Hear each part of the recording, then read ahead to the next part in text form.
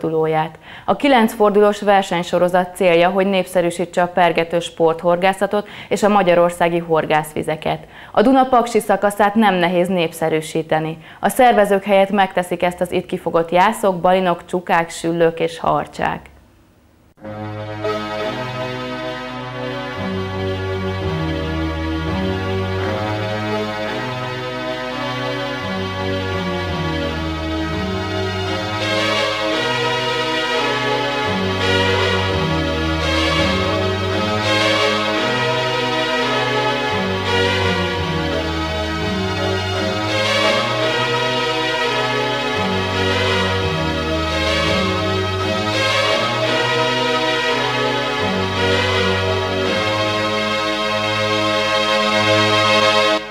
Dolognak az a lényege, hogy egyetlen egy műcsali a horog végén, és a horgász, a víz és a halak. A pénteken érkezőket megtréfálta ugyan a szeles, viharos időjárás, de vasárnap már hamisítatlan nyárvégi napsütés várta a Dunán rendezett Rappalapergető bajnokság 6. fordulójának horgászait. A folyó Paksi szakaszára hirdették meg a küzdelmet, ennek megfelelően a rendezők Fogtő közelében a Barákai kikötő mellett verték fel sátraikat, és ide várták a résztvevőket is. A folyón most volt először pergető bajnokság. Az Euroworldnak egy olyan célja volt ebben az évben, hogy a Magyarországon körbevigye ezt a horgászatot, ezt a pergető horgászatot, és ezért megpróbáltunk az ország minden tájára eljutni.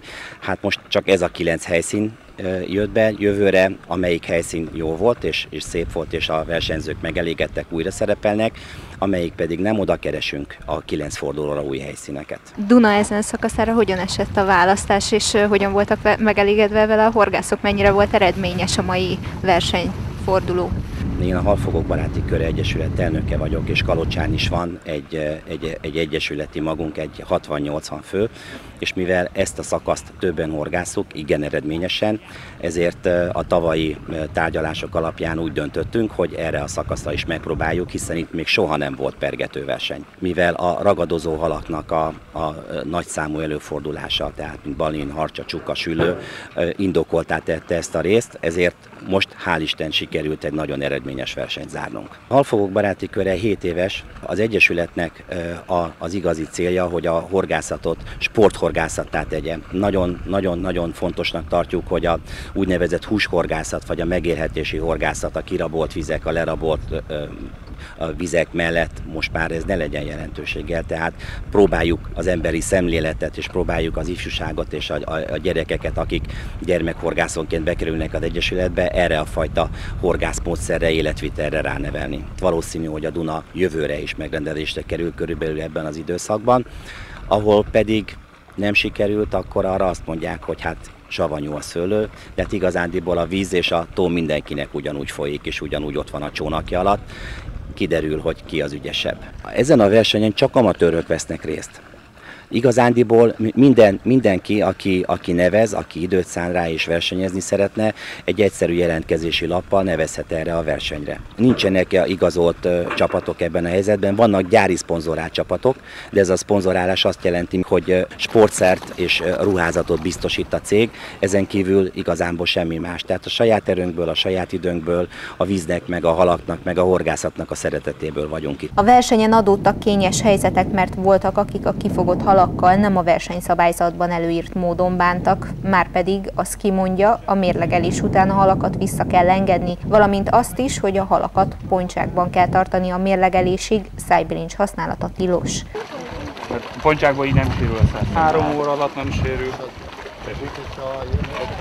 De nagyon egyszerű, mind a kettőnek. Jó, azt a tányvár szerintem én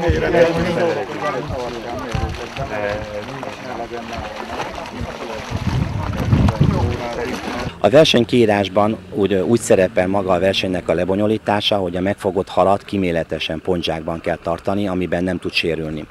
A mérlegelő csónak vagy a parti mérlegelés után ezt a halat pedig azonnal szabadon kell engedni. Na most ezt sajnos ezen a versenyen valakik rosszul értelmezték, vagy nem akarták jól, nem igazán értették, vagy nem voltak tisztában vele, történt itt egy kis kihágás, ezeket a halakat nem mérlegeltük.